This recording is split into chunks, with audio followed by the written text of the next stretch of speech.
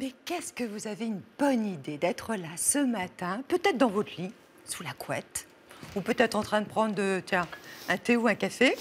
En tout cas, merci d'être là. On parlera beaucoup de musique. On parlera notamment avec un artiste, Sanseverino, de son nouvel album. Vraiment un joli conte, une jolie histoire sur ce fameux Forçat Papillon. Et puis on parlera aussi de Résiste, la comédie musicale, qui est très à l'honneur actuellement avec son metteur en scène, Ladislas Cholat. Pour l'heure, pour ceux qui sont retardataires d'une semaine, qui n'étaient pas là le week-end dernier, ils ont raté François Morel et Irène Frein. François Morel, bonjour. Bonjour Catherine. Je vous embrasse. Ah oui, n'hésitez pas. Vous dites toujours la vérité? Je dis pas toute la vérité. Ah. Je pense qu'une société sans mensonges serait extrêmement compliquée.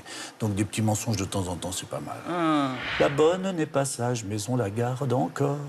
On l'a trouvée hier soir, derrière la porte de bois, avec une passoire se donnant de la joie. Vous connaissiez bien, vous, Charles et Cabu? Ce sont des gens qui nous manquent terriblement. Moi, c'était des gens que j'aimais. Mais Cabu, comment tuer Cabu, qui était d'une gentillesse inouïe, qui était d'une humanité totale. Je crois qu'on ne se remettra jamais tout à fait de cette histoire. Je suis pas un vrai professionnel du rire, par exemple. Je suis pas un vrai humoriste. Je fais absolument ce que je veux. Si je suis indigné, je peux le dire. Si je suis en colère, je suis en colère. Si je veux être juste fantaisiste et m'amuser avec Higelin ou avec Catherine Deneuve, je peux le faire aussi. Je fais exactement ce que je veux. Qu'est-ce que vous voulez que je fasse? Eh bien, vous allez tirer. Ouais. Vous allez faire un carreau. C'est comme ça qu'on appelle ça, non? Sur quoi? Sur l'œuf? Sur un œuf. Mais je vais tout casser? Ouais. Casser l'œuf. Hop. Voilà. Oh, Ah non, il n'est pas cassé. Bah, attendez, mais... Attendez, on en remet un. On est là. Ah, voilà. Déjà, c'est mieux. Attends, là, peut-être là. Bravo. Qu'est-ce qu'il y a de réac en vous? Des fois, mes goûts littéraires. J'aime bien lire Céline, j'aime bien Marcel Aimé. C'est pas vraiment des auteurs très... Enfin, Marcel Aimé, c'est pas un auteur très moderne. Une mode qui vous agace? Qui m'agace, pas vraiment, mais j'aime pas beaucoup tous les piercings et tout ça, non. C'est-à-dire, ça me fait mal pour eux. Et surtout autour du nez, de la bouche, tout ça. Je dis, oh là là, oh, oh, oh. Bonjour Irène, comment allez-vous? Je vais bien. Alors, vous êtes plutôt dingue ou en fait assez sage? Finalement, je suis assez sage. Mais j'aime mettre le petit grain de fantaisie. Vous expliquez que le 4 novembre 1911, un journal, donc à grand tirage, annonce une nouvelle absolument extravagante. Marie Curie a un amant. Et cela, 5 ans après la mort de son mari, Pierre Curie. Tu kiffes la lecture? T'es en mode spirit? Alors procure-toi une version piratée du nouveau roman d'Irène Frein. Marie Curie prend un amant. 368 pages de kiff total. De l'oxygène pour tes neurones. Elle avait envie de cet homme avait envie d'elle, elle a pris. Et je crois que c'était une femme très libre. En fait, vous avez voulu mettre en exergue qu'elle était aussi une amoureuse, et pas une seulement amoureuse, et une je scientifique. crois aussi que c'est une provocation que j'ai faite parce que c'est un livre aussi sur la presse. Sur la façon dont la presse a traité ça. On a voulu la pousser à bout pour qu'elle craque. Elle n'a pas craqué. Au début de l'écriture, je suis tombée très malade d'une anémie rare et qui m'a épuisée. Et j'ai cru à un moment que je n'arriverais pas à écrire ce livre. Et Marie Curie avait été atteinte de cette même anémie, qui à son époque était mortelle. Je pense que le livre, je l'ai écrit dans un état de fragilité qui a donné sans doute ce côté à fleur de peau du livre. La difficulté vous ouvre des horizons extraordinaires, de compréhension des autres. La critique qui vous a le plus blessé? Peut-être de dire que je n'avais pas écrit mes livres moi-même. C'est arrivé. Est-ce que vous avez déjà souhaité la mort de quelqu'un? Oh là là! Alors là, oui. Vraiment, des quantités de fois, mais je suis une bonne fille, alors je ne fais pas de la magie pour que ça arrive. Mais ils meurent assez bien, certains. La question à ne jamais poser à un écrivain ou une écrivaine. Quel est votre prochain livre? Bon, je suis en train de m'en souvenir. C'est en effet Sanseverino qui est avec nous ce matin. Et il est arrivé avec, évidemment, ses instruments de musique. Bonjour. Bonjour. Et ses musiciens, parce que tout à l'heure, on vous entendra évidemment chanter. Ouais. Ça nous fait extrêmement plaisir. D'ailleurs, vous savez, la guitare est là. Tout du long, vous pouvez aussi, voilà. Je peux prendre dès que je m'ennuie un peu, je la prends. Voilà, c'est agréable, merci beaucoup. J'espère qu'il n'y aura pas trop de pause musicale dans ce cas, alors. Vous êtes Balance. Ouais. C'était votre anniversaire il y a quelques jours. Ouais, c'est ça, je ne les souhaite pas, mes anniversaires. Ah bon, pourquoi vous aimez pas? Comme ça, je vieillis pas. D'accord. Enfin, si je vieillis en vrai, mais je me fais pas le gâteau, tout ça. Mais en fait, on finit par me les faire quand même, et alors... c'est assez supportable. Un petit cadeau, c'est quand même assez agréable. Hein. Doubles initiales, Stéphane, c'est votre prénom. Oui. Enfin, triple, parce que mon nom, il est en 2 mots. Parce que d'abord, si j'avais que des doubles initiales, ça ferait SS. Pas terrible, c'est pas génial. Alors que rappelle là, de 3 choses. S, mais c'était... Ma maman, elle a fait ça pour que ça me porte bonheur. Ouais. Quel souvenir, d'ailleurs, vous gardez de votre enfance? Des bons souvenirs, à part l'école. Ouais, Mais c'était cocon. Non, c'était pas cocon du tout. Avec mes parents, on voyageait. Enfin, je suivais mes parents qui voyageaient partout dans l'Europe entière. Parce que votre père était dans la papeterie? Ouais, exact. Mon père, il construisait des usines à faire le papier. Alors nous, on le suivait un peu partout en Europe. Et puis, donc, c'était pas du tout cocon. C'était la plupart du temps, on était sur la route. Itinérant, quasiment, un nomade. Non, pas itinérant. Ouais, c'est ça, itinérant, mais on restait dans les endroits longtemps, quoi. On allait, par exemple, en Bulgarie, on y restait 3 ans. Ensuite, on revenait, on allait en Belgique 6 mois, etc. Mais c'est génial pour un enfant, non? Ah ben oui, bien sûr, oui. Ça... Quel est le pays qui vous a le plus marqué? Je me rappelle avoir passé des bons moments au Mexique, mais partout, moi j'étais bien, plutôt partout. Et après, c'est plutôt les âges qui sont assez bizarres pour moi. C'est-à-dire, dès que j'ai dépassé 13-14 ans, en fait, ça commençait à me barber un peu, j'avais envie de rester avec les potes, mais à la fois, je supportais plus de rester en France non plus. Enfin, ça a été assez... C'est compliqué. Ah non, mais moi, j'ai hyper difficile. Sûr. On chantait à table chez vous? Non, on chantait pas à table, on chantait dans la voiture. Ah. Ouais. Et on chantait quoi? On chantait des chansons de François de Guelt, par exemple. Ça me fait rire parce que quand je revois mes parents là chanter. À l'époque, j'avais l'impression qu'on avait des autoradios quand même. Ça, c'était en 60. Je pense que ça existait, bien sûr. Mais je me rappelle pas qu'on en avait un et on chantait des chansons. Les marionnettes de Christophe? Ouais, aussi. C'était moi qui chantais ça. Oh, mais moi, j'étais tout petit quand je chantais ça. Mais qui c'est qui vous a dit ça? Et ça donne quoi? Vous sauriez chanter les marionnettes aujourd'hui? Moi, je construis des marionnettes. Et vous l'avez rencontré depuis? Jamais. Non, j'ai jamais vu Christophe. Si, je l'ai déjà vu. J'ai déjà vu en photo, quoi. Ouais. C'est vrai que vous vouliez devenir cuisinier? Ouais, j'ai tout fait. Sur un bateau en plus. Ouais, mon vrai truc, c'était mon vrai métier rêvé quand j'étais petit, c'était d'être cuisinier sur un bateau. Alors j'ai fait l'école hôtelière après, puis je me suis aperçu que le métier me plaisait pas vraiment. Enfin, j'avais bien aimé apprendre, mais je voulais pas le faire. Hein. Ah oui. Alors j'ai arrêté très vite, histoire de pas empoisonner les gens, quoi, quand même. Alors, pendant des années, vous avez été dans la rue, des années de spectacle dans la rue. Oui. Est-ce que c'était à la manière un peu de la bohème que chante Aznavour? C'était dans la bohème au niveau des salaires, ouais. Sinon... Donc c'était rude? Oui, c'était rude parce que à cette époque-là, je ne bossais pas beaucoup. On faisait des spectacles de temps en temps à l'extérieur et où on faisait la manche. Donc la manche, des fois, c'est fantastique, des fois non. Mais j'ai pas vécu longtemps comme ça. Vous avez été humilié parfois par des gens? Mais non, pas du tout. Mais je me laisserai jamais humilier. Je pense que quand quelqu'un vous humilie, il faut l'envoyer chier, Catherine. Très bien. Vous avez bien raison. Le petit bal perdu, ça, c'est une des chansons qui vous a donné envie? Ouais, Le petit bal perdu, c'est une chanson spéciale. C'est Bourvil. Ouais, exact, ouais. Le petit bal perdu de Bourvil. C'est une chanson qu'on chantait dans un des tout premiers spectacles où j'ai joué. Et bah ouais, c'est une chanson tendre et tout. C'était tout juste après la guerre, dans un petit bal qui avait souffert, sur une piste de misère. Il y en avait 2 à découvert. Parmi les gravats, ils dansaient. Puis là, on a envie de pleurer, là. Dans un petit bal qui s'appelait.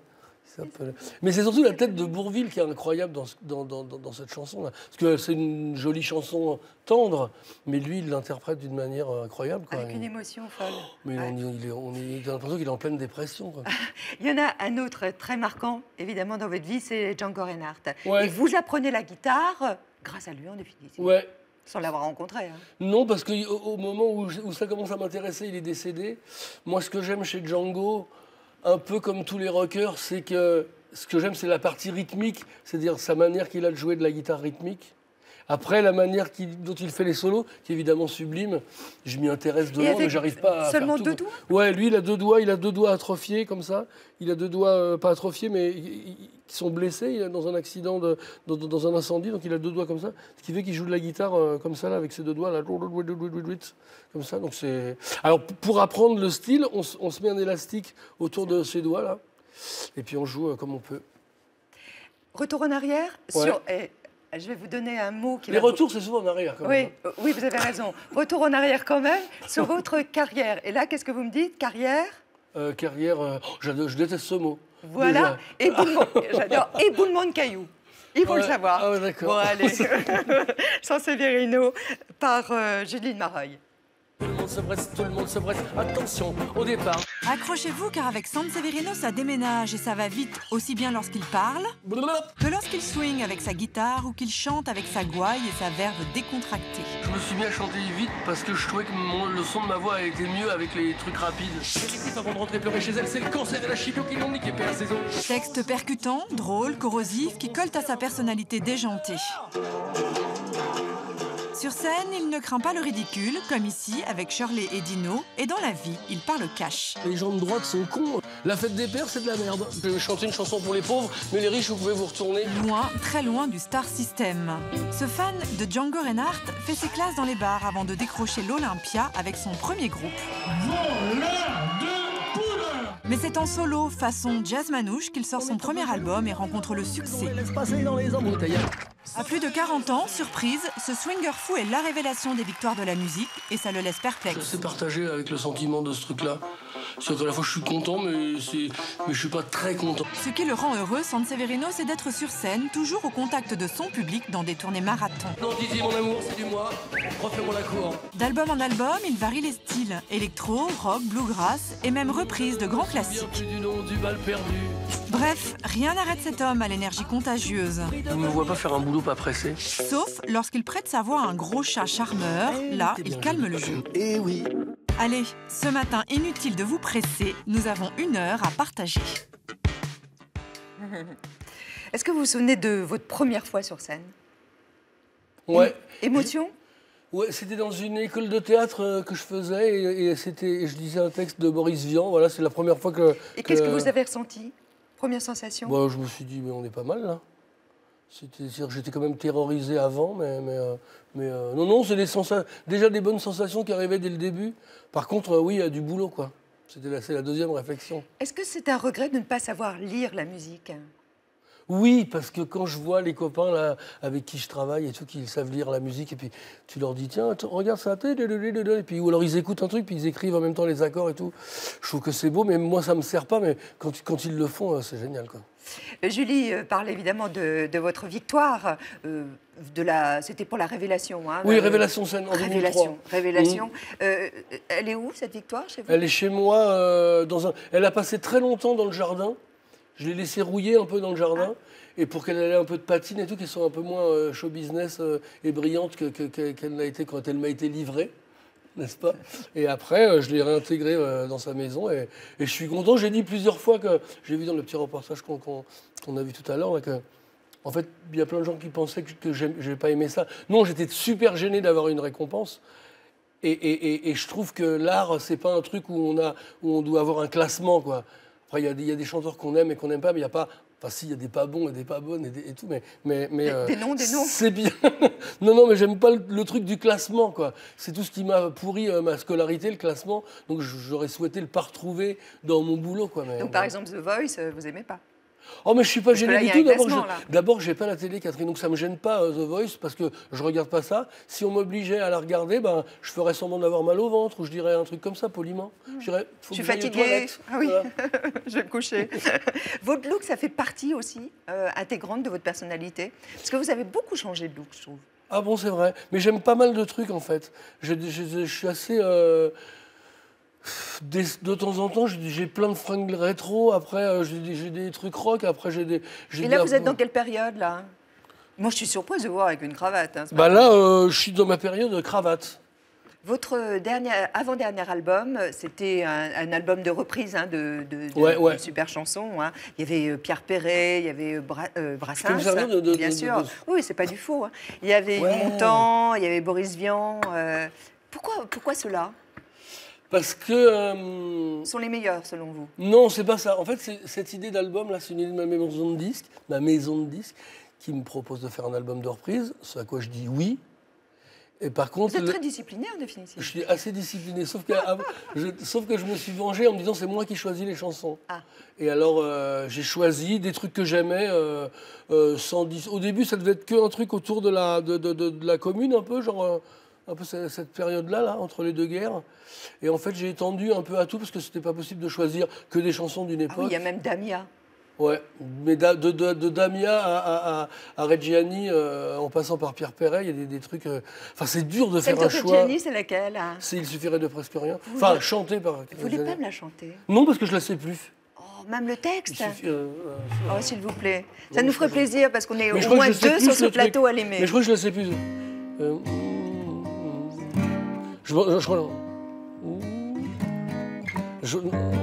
Il suffirait de presque rien. Peut-être 10 années de moins, pour que je te dise je t'aime, que je te prenne par la main pour t'emmener à Saint-Germain, prendre le dernier café crème. Mais non, voilà ton sourire qui tourne à l'eau et qui sourit, je ne veux pas lâcher plus que tu sois triste. Il suffirait de presque rien. Peut-être 10 années de moins pour que je te dise je t'aime. Elle est complexe dans le truc. Et si je l'avais travaillé tout à l'heure dans la loge, je la jouerais parfaitement. Et là, pourri. Mais c'est de ma faute. C'est de ma faute. On improvise. On aime bien improviser dans Théo Café. Mais il y a des trucs que je ne sais plus jouer parce que j'en ai appris d'autres et tout. Et j'ai un peu, des fois, l'Alzheimer de la grille d'accord. Oui, bien sûr. Et le retour de Taratata, c'est une bonne chose? Ouais, parce que c'est un moment de faire du live sympa. Par contre, il faut supporter Nagui. Oh ben ce sera répété, je peux vous assurer, amplifié. Vous avez des rituels quand vous montez sur scène? Parce que la scène, pour vous, c'est votre vie. Hein. Les rituels que j'ai, c'est surtout de flipper avant, en fait. Ça, c'est mon rituel, ça. Mais je ne parviens pas à le croire, ça. J'ai peur de me tromper. C'est-à-dire, par exemple, là, on prépare cette émission, je fais vachement attention que ma guitare soit accordée. Bon, j'ai oublié de réviser, il suffirait de presque rien, d'accord. Mais j'ai un peu peur que des trucs techniques arrivent comme ça. Donc, je fais un peu attention à ce que tout soit bien rangé et tout. Et alors après, c'est parti. Pour me laisser le choix après de pouvoir faire n'importe quoi, en fait. Ça, faire n'importe quoi, vous aimez bien aussi sur scène. J'aime bien, c'est pas mal. Ouais. Alors dans la vie, un peu moins, parce que vous êtes quand même... Je suis quand même papa, je vous signale. C'est sûr. Et on s'en est rendu compte. On est allé chez vous, à Montreuil, vous nous y avez accueillis. Et puis ensuite, on est allé chez vos voisins, votre voisin. Oui. On va comprendre pourquoi hein, dans l'histoire, hein, parce que vous ne rentrez pas comme ça chez les gens. Hein. Non, en général, c'est quand même être introduit. Un motif. Et c'est Magali Defer et Pierre Coussier qui vous ont accompagné. Montrez. On est dans mon bureau ici. Puis comme c'est un peu la pièce, je n'ai pas vraiment rangé, mais c'est un peu la pièce à bordel. Non, filme pas, c'est pas bon. Là, c'est carrément nickel aujourd'hui. Je savais que vous veniez, je vais pas me taper la honte. C'est vrai que quand on travaille chez soi, on est toujours tenté de fuir le boulot en allant, je sais pas, réparer un truc, vider le lave-vaisselle. Je ne sais plus quel écrivain disait, pour un bon écrivain qui travaille chez lui, ce qu'il faut, c'est qu'il y ait une porte qui ferme bien. Je suis genre à tout garder et à tout balancer au bout d'un moment quand il y en a trop, quoi. Du ukulélé qui a pas de cordes. Ça, c'est un autre ordi pour les enfants, mais il marche pas. Comme ça, ils traînent pas sur Internet à regarder des trucs débiles. J'en ai une collection assez grande, de têtes de mort. Ça veut dire la mort, je t'emmerde, regarde, je te collectionne, j'en ai partout, tu me fais même pas peur. On conjure le sort avec ça, quoi. Là, on va chez Sylvain d'Orange, qui est le dessinateur de la BD et aussi le dessinateur de la pochette de l'album. Ouais, je vous présente Cécile, qui est la scénariste de la BD, puis c'est aussi ma femme en même temps. Je travaille que avec des voisins, parce que ça limite les transports.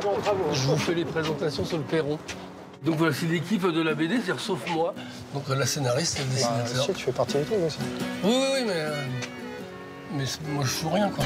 C'est ici qu'est née la BD? C'est ici qu'est née la BD, ouais. Enfin, elle est née autour d'un verre, plutôt, ailleurs. Le dessin de la BD est né ici, en tout cas. Au tout début, je propose à Sylvain de faire une pochette d'album, plus quelques petites pages de bande dessinée qu'on verrait à l'intérieur, qui expliqueraient un peu l'histoire de l'album. Enfin, ça a donné exactement aux gens de ma maison de disques l'idée de nous proposer de faire une bande dessinée. C'est-à-dire quand il a vu ça, il a fait « Ouais, on pourrait faire une bande dessinée ». C'est de là-dessus que sont partis Cécile et Sylvain. C'était vraiment raconter toute l'histoire de Papillon et de se servir des moments où Steph chante et raconte ses petits bouts pour tourner autour, justement. Les chansons de Steph, c'est un fil conducteur et on a tout le reste du livre.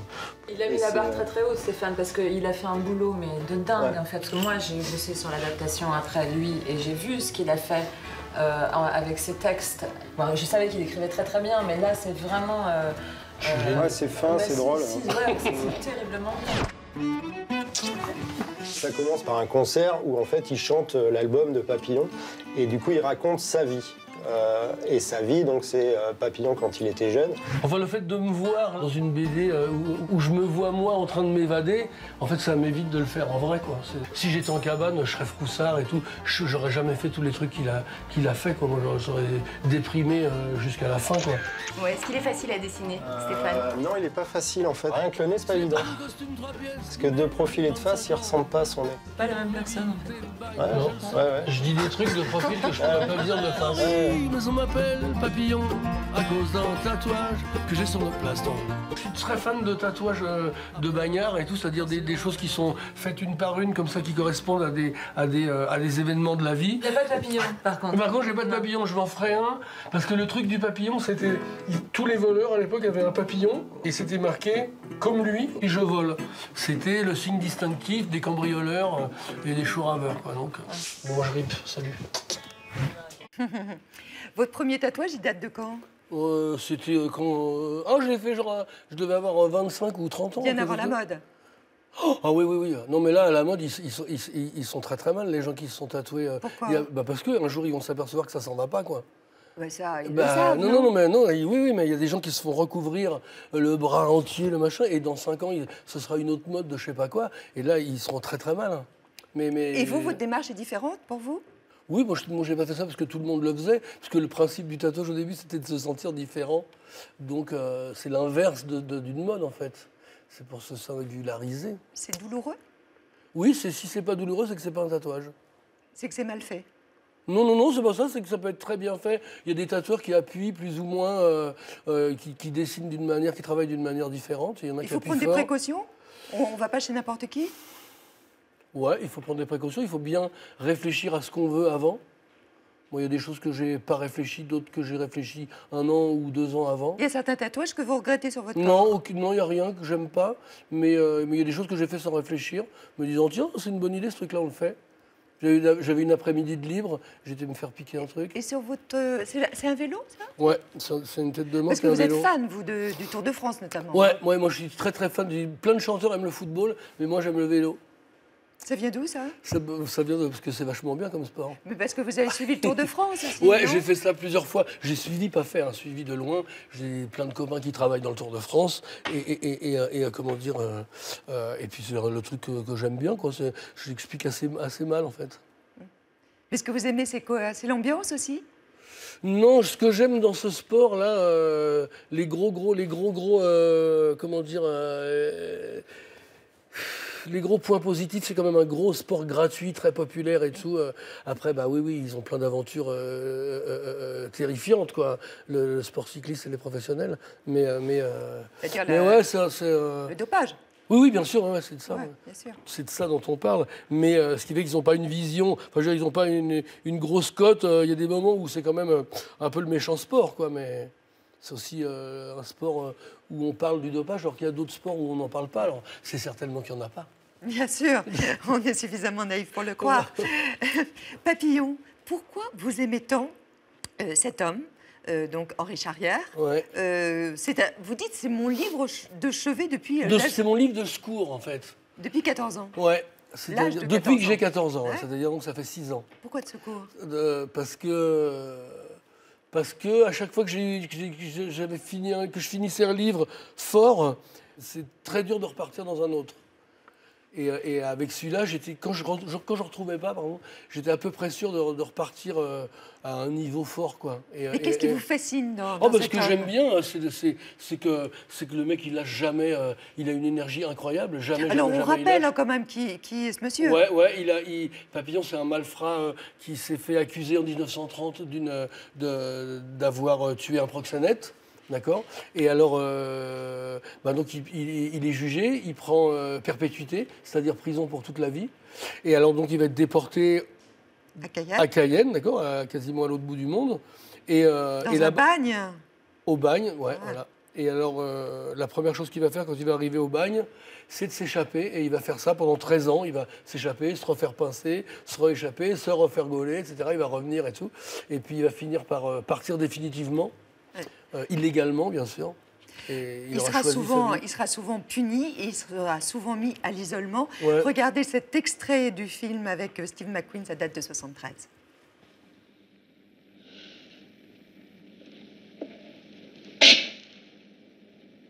Ton temps est terminé.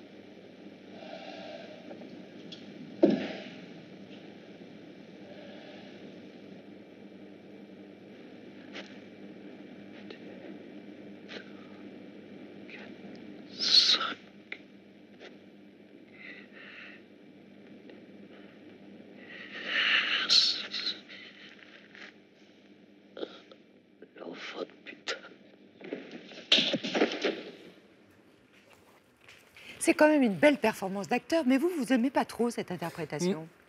Je trouve que Steve McQueen, il était vachement beau et super naturel dans plein de films. Et dans celui-là, je le trouve un peu fatigué, en fait. Bon, pas dans cette scène-là, là où il est évidemment mort, mais il est plus brillant. Il est plus brillant dans les autres films. C'est pas dans celui-là que je le préfère, lui. Et alors, moi, j'aime bien l'affaire Thomas Crown, Bullitt, tout ça, évidemment, Au nom de la loi. Et là, il y a des moments dans le film où il rêve et tout, et on le voit, il est habillé dans une espèce de costume qui est... Moi, ce film, je le trouve pas hyper réussi. Il y en a pour qui c'est un film culte. Ouais. Et moi, je trouve Mais vous qui connaissez bien maintenant l'histoire de Papillon... Mais c'est pour ça que j'aime pas, en fait. Ah. Et alors, c'est-à-dire que ça traduit assez mal l'histoire? Non, c'est pas ça, non. Ça traduit l'histoire. Il interprète l'histoire, il interprète le livre comme il veut, en fait, ce réalisateur. Ce qu'il y a, c'est que moi, j'ai envie d'entendre autre chose, quoi. Et du coup, ayant lu le bouquin genre 8 fois et en tortillant tout dans tous les sens et tout, c'est obligé que je sois pas d'accord, en fait. Enfin, j'aurais pu. Mais et puis bon, il a inversé des parties et tout. Et ça, pour moi, c'est... Alors, c'est un travail d'abord de longue haleine, Papillon. Fallait trouver, évidemment, le registre musical, mais surtout, fallait choisir des moments, des épisodes de ces 13 années de détention. Ça, j'ai fait ça en avançant chronologiquement dans l'album, dans le livre, pardon. Je confonds les deux encore maintenant.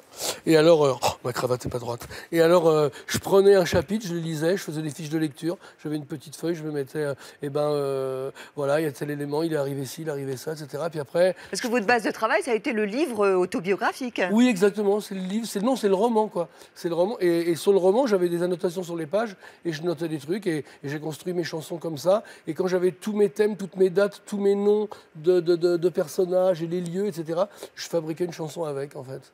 Vous avez opté d'emblée pour quoi? Pour le bluegrass? Enfin, d'ailleurs, il faut expliquer peut-être aussi ce que ça signifie. Hein. Oui, le bluegrass, c'est une forme de musique inventée aux États-Unis par Bill Monroe en 1930-40. Voilà, et alors à peu près à la même époque où se passe notre Papillon. Et voilà, c'est une musique... Donc avec des banjos, voilà, c'est ça, banjo, mandoline, violon, contrebasse, guitare. C'est un mélange de musique folk, de swing et de musique irlandaise. Hein, ça vient du celtique. Et voilà, c'est de la musique... Moi, j'adore ça parce que c'est la plupart du temps improvisé. Et puis voilà, les autres improvisent pendant le chant et tout. C'est une musique vivante, c'est un peu une musique de bar en fait. C'est vrai que c'est très joyeux, on vous entendra tout à l'heure. Vous croyez en son innocence à Papillon? Oui, parce que j'ai foncé dans l'album, j'ai foncé dans le livre directement sans jugement en fait. C'est-à-dire que c'est un peu ce que m'inspire le monde carcéral en général, c'est-à-dire pas de jugement. En fait, c'est l'inverse. D'ailleurs, l'album est dédié à la population carcérale. Ouais. Pourquoi? Parce que je leur dois bien ça. C'est-à-dire que je vais, en gros, faire du fric, vendre un disque avec un truc où les gens sont en train de morfler, quoi, sont malheureux, quoi. Donc je leur dis merci, chapeau. Moi, j'aime ce monde-là parce que je suis à l'extérieur et que je trouve ça fascinant et si je peux vous aider, je le ferai. Maintenant, je suis dehors, c'est vrai, c'est plus facile, quoi. Vous avez déjà donné des concerts en milieu carcéral? Oui, plusieurs fois, à peu près une quinzaine de fois. Une quinzaine de fois? Ouais. Bah, dès qu'on me propose, généralement, quand je peux, j'y vais, en fait. Dans des centrales? Dans des centrales, dans des maisons de détention, à peu près tout. En fait, je ne choisis pas de... Et vous avez des discussions ensuite avec les détenus? Ben, l'intérêt du concert en prison, pour le prisonnier, c'est de voir un concert. Et pour le musicien, c'est au moins de parler 5 minutes après. Des fois, c'est possible, des fois, non. Pourquoi? Parce qu'eux, ils ont d'autres trucs à faire, ça dépend des horaires. Il y a des horaires à respecter en prison. Il y a des moments où ils vont... je sais pas, tout. Je sais pas pourquoi. Des fois, ils filent après le concert et des fois, ils restent. J'ai vu des concerts où on restait après 1 heure ensemble et d'autres où tout le monde partait après. Qu'est-ce que vous avez retenu de ces expériences-là? Je retiens un truc, c'est que pour moi, il est hyper facile d'être sans jugement là-dedans. C'est-à-dire que je ne veux pas savoir du tout qui a fait quoi et si ça a été grave ou pas. Ce qui m'importe, c'est d'amener un moment de joie, 3/4 d'heure généralement, ou 1 heure à peine de joie à des gens qui sont en train de payer ce qu'ils ont fait. Et voilà, hein, des fois, on est en prison avec des gens qui ont assassiné des gens et tout, puis des fois, juste, ils ont conduit ivre-mort, quoi. Bon, les deux sont dangereux, d'accord, mais... Vous dites, ça pourrait moi aussi m'arriver? Ouais, bien sûr, ouais. Ouais, bien sûr. Ça n'arrive pas qu'aux autres? Ça n'arrive pas qu'aux autres, je pourrais très bien...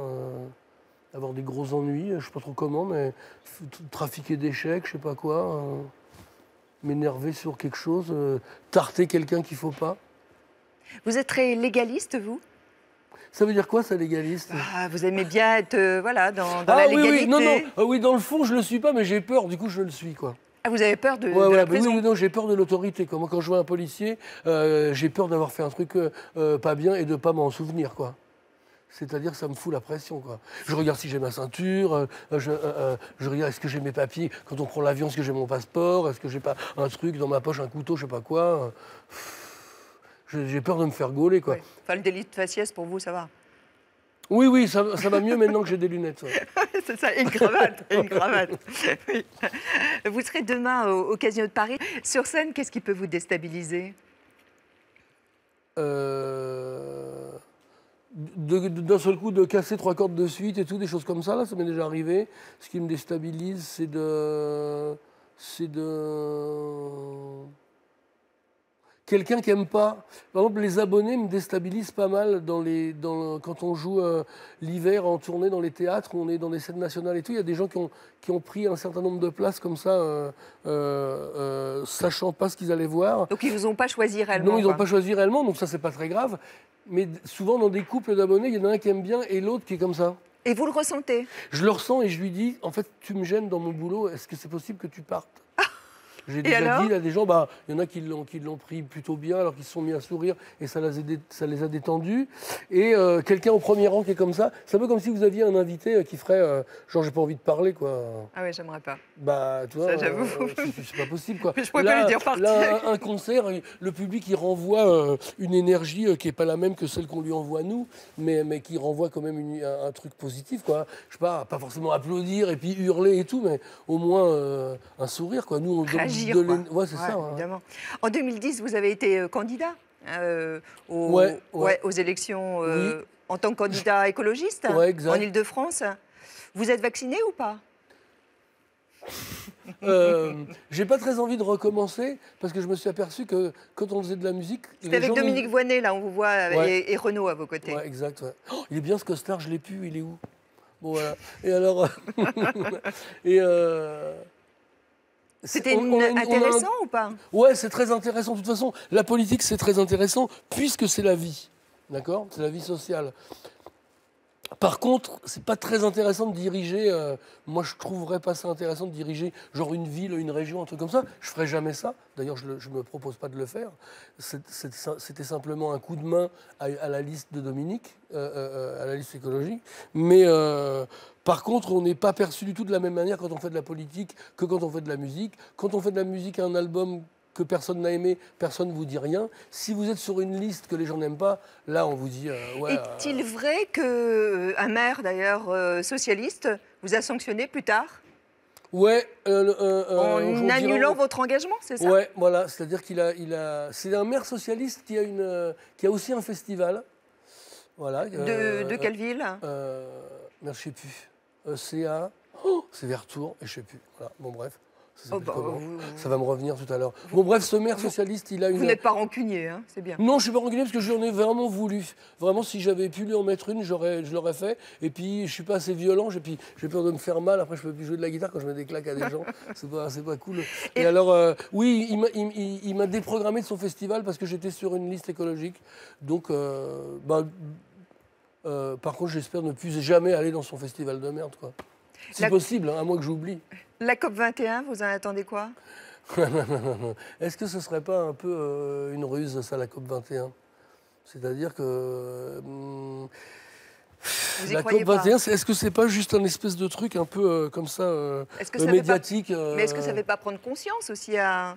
Il y a des oui, mais il y a des chefs d'État et des membres de gouvernement qui ne peuvent pas se déplacer parce qu'ils n'ont pas assez d'argent, alors que c'est des pays terriblement touchés, style les pays du Nord et tout, qui sont touchés par le réchauffement climatique, qui, eux, ne peuvent pas se déplacer. Par contre, ici, il y aura pas une énorme fête, mais des énormes événements. Il y aura énormément d'argent de cramé, il y aura énormément... Est-ce que tout ça encore... Est-ce qu'on ne devrait pas juste travailler plutôt que de travailler sur le réchauffement climatique, essayer de faire des trucs, plutôt que de faire des grandes conférences de presse avec des petits fours? C'est la question que je pose. Quels sont vos gestes concrets, vous? Mes gestes concrets, c'est les gestes concrets possibles de ceux qui habitent en ville, quoi. Faut pas gaspiller les trucs, mais des fois c'est pas possible. Le tri des ordures, tous ces trucs-là, bah oui, ça y est, ça fait partie de notre vie maintenant. J'ai une voiture diesel, il faut que je m'en sépare. Ah oui, il faut passer à l'électrique, non? Oui, mais quand je l'ai acheté, j'ai pas fait exprès. En fait. Je l'ai trouvé bien, la carrosserie et tout, et en fait, elle était diesel. Je suis désolé, Catherine. Bon, c'est moyen, hein, ça. Bon, il va falloir y remédier. Ouais. Non, mais on peut être écologiste et rock'n'roll en même temps, c'est-à-dire qu'il y a des trucs, moi, je m'en fous, et puis d'un seul coup, c'est important d'y faire gaffe, quoi. Cigarette, alors là, vraiment, vous avez contribué d'ailleurs à ce que... Ouais, je sais. Ouais. Non, mais l'interdiction du tabac, c'est vrai, vous avez donné votre voix. Ouais, c'est moi qui ai fait l'annonce de la... Ouais. Et pourquoi vous le regrettez aujourd'hui? Non, je le regrette pas, ça me fait rire. Moi, je fume pas beaucoup, je fume une cigarette comme ça quand je suis sous, c'est-à-dire jamais. Oui, mais c'est marrant parce que vous êtes un être plutôt très, très ouvert et très tolérant, et vous êtes pour l'interdiction de quelque chose. Non, du tabac. Moi, j'ai joué énormément dans les bars. J'ai fait énormément de concerts dans les bars, mais énormément. Bah, ça fumait, là, non? Donc, dans les bars, il est interdit de ne pas fumer. Okay. C'est-à-dire, celui qui ne fume pas, il sort. Donc, quand on joue dans les bars, même si on est fumeur, de toute façon, on est gêné et on ne peut pas dire aux gens, s'il vous plaît, fumez pas, etc., pour la voix et tout ça. Donc, d'un seul coup, je me suis retrouvé dans des endroits comme les salles de concert où je trouve qu'il est plus important de pouvoir boire une bière que de fumer une clope. Maintenant, il y a des gens qui ne peuvent pas s'arrêter de fumer, ils sont accros à leur truc et tout, de toute façon, ils sont en train de se tuer, mais je veux dire, ils fument qui veut, quoi. Mais le truc de l'interdiction, c'est stupide, il faudrait pouvoir dire, ce serait pas mal de ne pas fumer, quoi. Mais ça marche pas. Je veux dire, l'humanité est trop con, quoi. On est obligé de leur dire non, faut pas fumer, ou non, t'as le droit, ou genre là, vas-y, fume, il y a un fumoir à Ikea, tu vas fumer dans ton truc, là, ou dans les aéroports aux États-Unis. Et vous avez écrit une chanson, Cigarette? Oui, qui s'appelle La Cigarette, mais c'était une chanson qui parlait du fait que c'est stupide d'écrire sur le paquet la fumée tue. Là, deux, trois notes, là, s'il vous plaît. Oui, vous aimez bien, ou quand on prend la guitare et puis qu'on joue comme ça? Oui, moi j'aime bien. La cigarette tue, tout doucement, 250 milliards de morts par an. Cette maladie, c'est célèbre et merdique, est aussi un crabe astrologique. La cigarette, non seulement ça pue, mais ça coûte cher, et puis ça tue. La nicotine te colle au doigt, tes cheveux sont le cendrier pendant les mois et les mois et les mois et les mois et les mois et les mois et les mois. Oh, fume cette cigarette, grille des mégots de vieux clopons sont des conseils de médecine. Lui dans Poumon Magazine, oh, fume, et puis oublie. Merci. Il est temps de recevoir Ladislas Cholat. Il est metteur en scène de Résiste. Vous avez entendu parler quand même. De Résiste de France Gall, tu dis. Oui, de Michel Berger, il est là. Bonjour Ladislas. Bonjour, très heureux de vous rencontrer. Bonjour. Bonjour Catherine. Merci d'être là. Je vous présente Ladislas, en fait. C'est lui qui met en scène aujourd'hui quasiment tout le monde. Non, pas au tout théâtre. Pas tout le monde. Non, mais non, si, non, Robert Hirsch, Lynn Renaud, Sandrine Bonner, Fabrice Lucchini, Muriel Robin, François Berléand, dernièrement. Non, mais c'est vrai que c'est la vérité, là. Non, je crée beaucoup, et parce que j'adore mon métier et que je suis un metteur en scène heureux et comblé. Et j'ai la chance d'avoir des acteurs qui me font confiance, et voilà, donc c'est joyeux, quoi. Et voilà. t'as pas un peu l'impression de bouffer le travail aux autres? Non. Non, je crois pas, parce que je génère pas mal de travail, en fait. Parce que dans mes productions, dans les autres metteurs en scène, j'emploie... Ah, les autres metteurs en scène, oh, peut-être il y en a quelques-uns qui m'en veulent un peu, mais... non, en fait, je crée du travail. Ça donne l'impression comme ça qu'on a le vent en poupe à un moment donné. Non, ça fait pas un peu peur, d'ailleurs, de se dire tout le monde veut travailler avec moi, est-ce que ça va durer? Oui, on se pose tout de suite la question, évidemment. Enfin, moi, je me la pose de temps en temps, et puis après... je crois qu'il faut en profiter, voilà, c'est joyeux et j'ai la chance d'être à la tête de projets que j'aime et celui-ci particulièrement, Résiste, c'est une telle énorme aventure, quoi. Donc qui est venu vous chercher, Ladislas? C'est le producteur Thierry Suc qui m'a présenté à France Gall et voilà, France Gall était venu voir Le Père, que j'avais créé, la pièce de Florian Zeller avec Robert Hirsch. Ça n'a absolument aucun rapport avec la comédie musicale que je crée aujourd'hui. Et puis on s'est mis d'accord sur une maquette de décor avec ma scénographe Emmanuel Roy. On lui a proposé une maquette en lui disant voilà, moi c'est ma vision de votre spectacle. Et c'était pas du tout ce à quoi elle avait pensé, mais ça lui a plu et puis on est parti comme ça. Qu'est-ce que vous saviez du couple Michel Berger et France Gall, vous-même? En fait, moi je suis né en 75 et en fait ces chansons, depuis que je suis né, je les entends, quoi. C'est-à-dire que j'ai l'impression d'être né avec ces chansons. Et je me suis aperçu en travaillant avec elle que j'en connaissais la plupart par cœur, quoi. Voilà, je les connais tellement bien. Après... Ça correspond à des étapes même de votre vie? Oui, ça correspond à des étapes de ma vie. Je me souviens tout à fait où j'étais quand Michel Berger est mort. Et puis, oui, évidemment, ça correspond à des étapes de ma vie, puis de celles de mes parents aussi. C'est-à-dire que je crois que c'est vraiment... Enfin, on crée un spectacle transgénérationnel, d'autant plus que les artistes qui sont sur scène pour ce spectacle sont, eux, très jeunes. Puisqu'en fait, la moyenne d'âge est de 22 ans. J'ai vu un petit bout d'une émission où il y avait 1 milliard de danseurs, là. Oui, il y a du monde. Ils sont à peu près une trentaine sur scène. Il y a 5 musiciens, il y a 6 chanteurs. Et tous les autres sont... Voilà, toute une troupe, et puis une troupe de techniciens aussi, on est 60, 70. Voilà. Et une chorégraphie, Ladislas, très, très pointue. Oui, on travaille avec Marion Motin, qui est une fille géniale. Voilà, qui bosse avec Stromae, Christine and the Queen. J'espère qu'elle vous fera danser un jour, parce qu'elle est génialissime. C'est-à-dire que, surtout, elle sait s'adapter à ses interlocuteurs, et elle fait danser ses danseurs, mais elle fait aussi danser les chanteurs, qui, eux, ne sont pas danseurs. Et elle arrive à trouver chez chacun sa façon de danser. Et j'adore cette fille. Voilà. On en regarde un extrait. N'oublie pas que ce garçon ne valait rien. Il avait choisi un autre chemin. Et pour quelle raison étrange, les gens qui pensent autrement, ça nous dérange. Ça nous dérange. Il jouait du piano debout. C'est peut-être un détail pour vous, mais pour moi ça veut dire beaucoup. Ça veut dire qu'il était libre, heureux d'être là, malgré tout. Qu'est-ce que ça vous inspire quand vous regardez et vous entendez ça? Les premiers gens avec qui j'ai fait de la musique, c'était des dingues fondus total de France Gall et de Michel Berger et de leur tournée et tout. Et alors ils arrivaient toujours en disant ah, mais là on les a vus en concert et tout, ils font ça et tout. Et c'était des oufs, quoi. Puis moi je leur disais ouais, mais regarde, les Stones c'est bien et tout, c'est un peu la baston. Ladislas, seulement sur scène, on entend essentiellement des tubes, excepté un inédit. Il y a plus qu'un inédit. En fait, il y a 2 inédits, à vrai dire. Et puis, il y a des chansons moins connues, mais c'est vrai qu'il y a, je dirais, une vingtaine de tubes. Voilà. Et les gens, ils sont tellement heureux de les retrouver, parce que c'est des chansons qui n'ont pas été chantées depuis un petit temps. Et ça crée de la joie, voilà, dans la salle. Mais comment on met en scène un tel Barnum? Je sais pas, avec calme, joie et gentillesse. Voilà. Je dirais ça comme ça. Parce qu'en fait, quand on est nombreux comme ça, là c'est une équipe de 70 personnes, et généralement au théâtre, j'ai des plus petites équipes. C'est-à-dire que nous, quand on est 10 ou 15 sur un spectacle, déjà c'est un gros spectacle. Donc du coup, il faut arriver à respecter tous les corps de métier, à respecter aussi les différents artistes.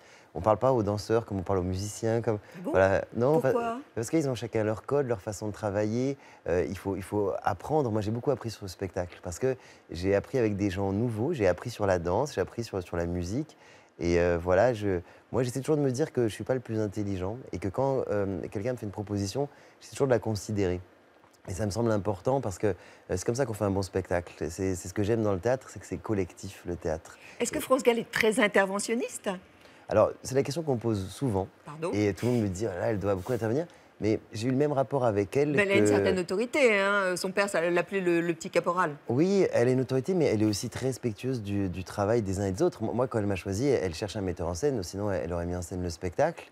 Et elle a été présente. Elle est venue exactement comme un auteur vient quand je crée une pièce, c'est-à-dire qu'il vient sur certains filages, il accompagne. Elle a évidemment travaillé sur toute la partie musicale, et là, c'est pas mon domaine pour le coup. Mais non, franchement, ça s'est bien passé. Et puis, elle a été très moteur parce qu'elle est très joyeuse. En fait, elle est tellement contente. On a l'impression que c'est une gamine. Elle est heureuse, tellement heureuse que ce spectacle existe. Et c'est formidable d'être portée par quelqu'un comme ça. De plus, elle est présente dans le spectacle. Elle est actrice dans le spectacle. Alors, à travers un film, elle n'est pas vraiment sur scène, mais il y a un film. En fait, elle est la narratrice du spectacle. Voilà. Des scènes qui ont été tournées et qui permettent en fait des transitions. Oui, c'est un fil rouge, voilà, c'est ça exactement. Quelle a été la chose la plus compliquée en fait à mener à bien? Rien, va-t-il me dire. Non, je dirais rien du tout en fait. Il y a des difficultés tout le temps. Comme vous avez pu voir le spectacle, c'est un gros spectacle, c'est un gros décor, il y a beaucoup de problèmes techniques, etc. Et après, c'est toujours pareil, c'est-à-dire qu'il faut que ça soit fluide, il faut que ce soit réussi. Là, on a commencé il y a quelques jours, et du coup, je dirais que je ne sais pas quoi répondre. En fait, tout est difficile, en même temps, tout est heureux. Donc voilà, ça fait partie de mon travail, de régler les problèmes difficiles. Ce qui va être dur, c'est surtout de s'arrêter, parce que vu l'ambiance qu'il décrit, ils ont l'air d'être tous contents et tout. C'est la dernière qui va être dure. Vous savez, c'est comme Fame, quoi. C'est tellement joyeux. C'est-à-dire que l'ambiance, elle est géniale. Et même si on est fatigué, les derniers temps, j'ai fait plusieurs nuits de lumière avec Jacques Rouvérolis pour finir la lumière du spectacle, etc. On est crevé et en même temps, je suis tellement contente de retrouver cette équipe toujours. Au Palais des Sports à Paris, et ensuite, il y a une tournée. Alors là, c'est encore une autre performance. Oui, parce qu'on met le décor dans des semi-remorques et hop, il y a 11 semi-remorques pour transporter oui, ce spectacle, ce qui est énorme. Moi, j'ai jamais connu ça. Voilà. Et il faut que ça soit monté vite, que ça roule, etc. Ça sera d'autres tracks. Comment se porte le producteur Thierry Suc? Il est... il est serein. Non, mais il est confiant. Je dirais. Bon. Voilà, il a suivi de près toutes les dernières répétitions et les premières représentations. Et il est, il est plutôt. Parce plutôt qu'on très n'oublie serein. pas évidemment qu'il y a un coût financier quand même important. Hein. C'est le coût d'un long métrage. Oui. Ce qui est mais très un rare petit dans ou ce un grand long métrage? Je dirais d'un moyen long métrage. Non. C'est des moyens importants. Voilà. Mais quelle chance d'avoir quelqu'un comme Thierry Suc qui connaît le spectacle, qui nous donne les moyens de travailler. Et moi, comme en fait c'est une histoire de jeunes gens, il fallait des jeunes gens sur scène. Moi, quand j'ai su ça, je lui ai dit d'accord, mais il faudra au moins 4 mois et demi de répétition. Ce qui est dingue, hein, c'est un temps dingue de répétition, 4 mois et demi. Il a tout de suite dit oui, ok, je comprends, on y va. C'est un mec intelligent, voilà, et que j'aime. Vos parents viendront? Mes parents, en fait, ils viennent pour tout vous dire ce soir. Donc voilà. Bien. Donc c'est un soir particulier pour moi. Et vos enfants seront là? Non, ils sont trop petits. Les enfants sont petits, parce que parallèlement à ça, j'ai des jumeaux qui ont 8 mois, donc les nuits sont courtes actuellement. D'accord. Voilà. Mais vous leur donnez pas le biberon en leur faisant écouter Résiste? Non, mais je vous avoue que c'est des spectacles qui sont tellement lourds à monter que j'ai hâte qu'à un moment donné, ça se pose. Et j'ai hâte de retrouver ma vie, parce que pendant un temps, on est hors la vie. Voilà. Et on fait ce spectacle, ce métier avec tellement de plaisir, mais c'est pas la vraie vie. La vraie vie, elle est ailleurs et j'ai hâte d'y retourner. C'est ce qui vous rend normal, on va dire. J'espère. Merci beaucoup d'être passé, Ladislas. Merci beaucoup, merci à vous. Je rappelle donc, c'est au Palais des Sports, c'est durant tout le mois de décembre. Et puis ensuite, en tournée, une très très longue tournée. Un grand merci, d'être passé avec nous. Merci. Je vous récupère, vous. Ouais, c'est vrai. Bah oui, je vous récupère. Vous savez qu'on Salut. on va aller au dos à dos. Vous en êtes d'accord? Ah ouais, bien sûr. Ouais. Puis après, j'ai plein de choses encore à vous demander. J'en ai un peu marre, Catherine, quand même.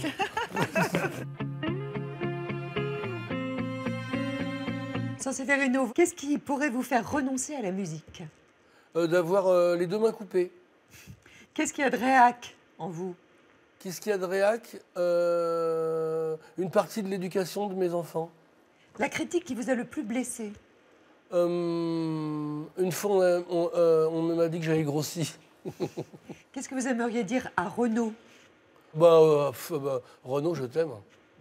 Ce que vous regardez en premier chez un homme? Sa bite, Catherine. Très bien. Et chez une femme? C'est nichon. Très bien. Qu'est-ce que vous avez fait de plus fou par amour? Oh là là. J'ai pété des foyers. Un tue-l'amour rédhibitoire? Un tue-l'amour rédhibitoire, les bigoudis. Votre achat le plus fou? Une Jaguar qui m'a duré qu'1 an parce qu'elle était pas bien, elle était toute cassée déjà. Déjà neuve, elle était pas bien. Est-ce que vous auriez aimé naître femme? Non, franchement non. Parce que les pauvres, elles rament quand même, les pauvres. Votre plus grand moment de solitude? Moi, je me suis tapé la honte quelques fois et je cherche là. Oui, une fois, j'ai cassé une guitare dans un concert. La sangle de ma guitare s'est cassée, s'est cassée comme ça. Et du coup, j'ai lâché la guitare, mais je ne l'ai pas lâchée complètement. Mais par exemple, après, je l'ai lancée par terre et elle explosait en 1000 morceaux. Et après, j'ai regardé, et tous les gens dans la salle ont fait genre oh, quelle violence et tout, quel être terrifiant et tout. Et moi, j'ai fait genre style, je fais ça tous les jours. Comment vous faites? J'ai tapé un peu comme Garcimore, quoi. Si vos filles, elles vous demandaient une définition de l'amour, qu'est-ce que vous leur diriez? Le lâchage. Pas le lynchage, le lâchage. Une tâche que vous remettez toujours à demain? Les trucs administratifs, genre les impôts, tout ça, envoyer des papiers, des choses comme ça. Un peu comme tout le monde. Hein. Mais pas celle Sauf ceux qui ne le font pas. Mais pas celle de chanter. Ça, non, c'est une tâche que vous faites, surtout quand on vous le demande. Non, mais moi, je suis une tâche, déjà, naturellement. On écoute un extrait de l'album. Ça s'appelle « Votez papillon ». Ouais. C'est la chanson qui résume tout l'album. Ça tombe bien. Bon, on y va. 1, 2, 3, 4...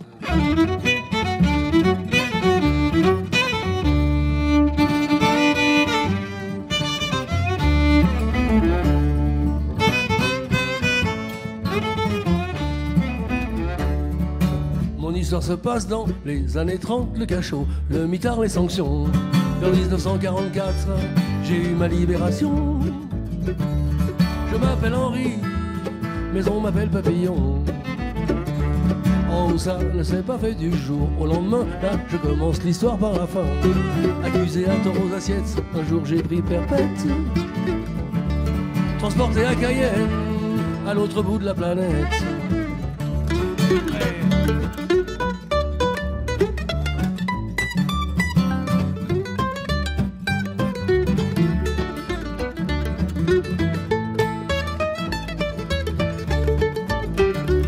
Président et jurés sont tranquilles à Paris depuis qu'ils m'ont envoyé ici. Je dirais, pardonnez-leur, ils ne savent pas ce qu'ils font. Si j'étais Jésus-Christ, mais là je suis Papillon. Je dors les fers aux pieds la nuit pendant qu'ils sont sous la couette avec maman. J'y dormirai pas longtemps. À la première occasion, je flinguerai ces couillons. Je m'appelle Papillon. Les jurés sont des caves alignées sur leurs bancs. Remplaçons-les par des bons truands. Les peines seraient moins longues aujourd'hui dans les prisons. Il y aurait moins de monde. Votez Papillon.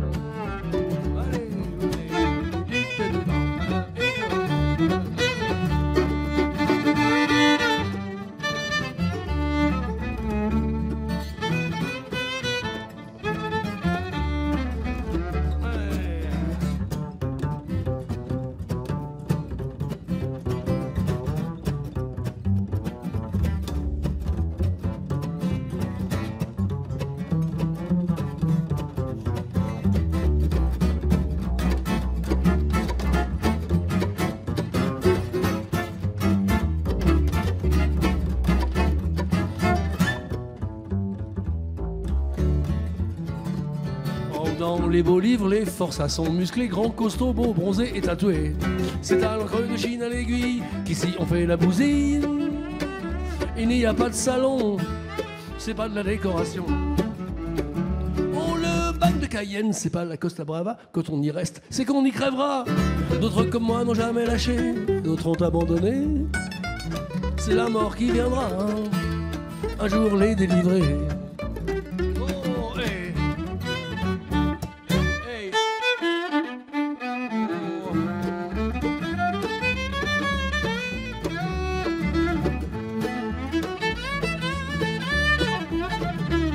Marre de la chourave et des assassinats, j'ai pris la plus grosse vague et voilà.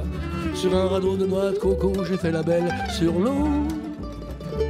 J'ai nagé vers ma vie, tu es libre papillon. J'ai nagé vers ma vie,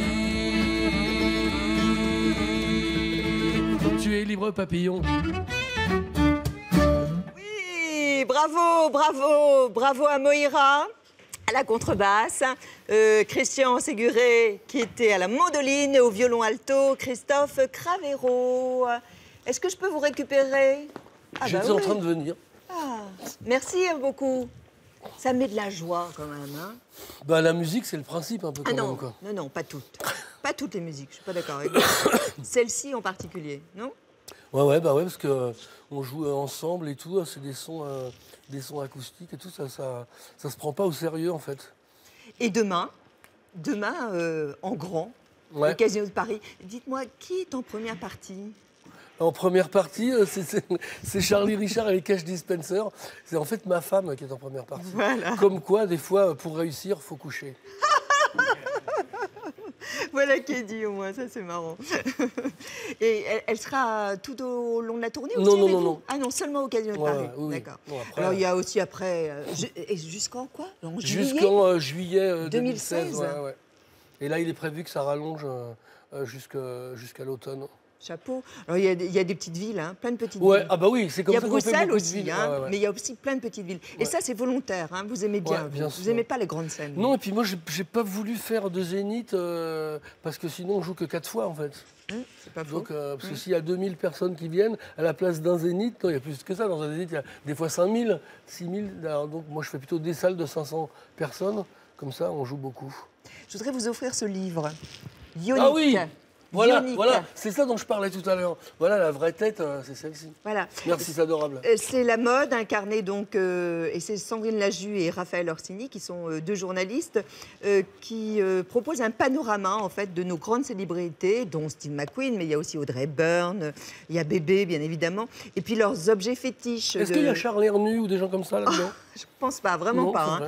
Donc enracinés dans notre propre mémoire. Et Steve McQueen, qui est décédé il y a maintenant 35 ans d'ailleurs, on célèbre sa disparition. Alors là, on retrouve un pantalon très, très iconique. Ouais. Il y a aussi, il me semble, les Clarks.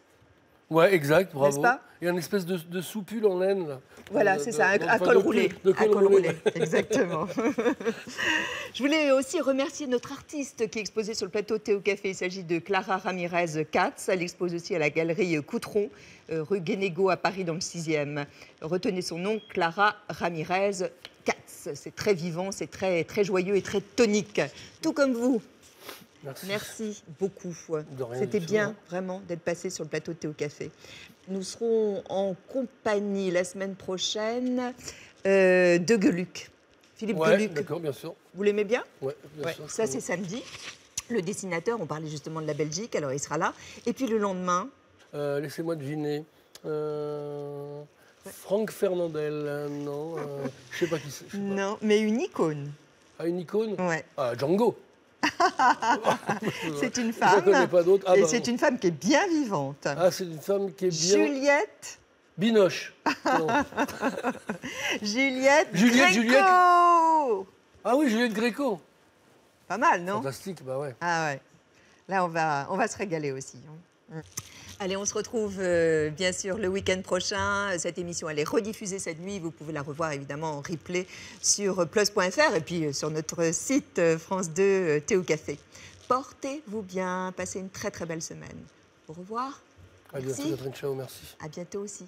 Merci.